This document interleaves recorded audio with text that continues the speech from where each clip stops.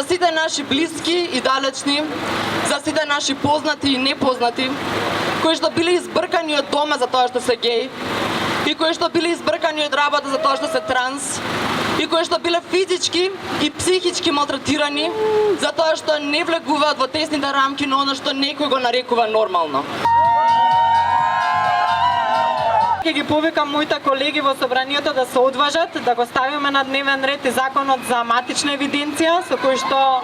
ќе ги регулираме на знаките на трансродовите лица, но и да одиме чекор понатаму и да размислуваме за давање исти права и на оние кои што живеат во истополови партнерства. Ono što za nas во моментов е најжешко прашање е правното признавање на родот, зашто имаме и пресуда во Судот за човекови права во Страсбург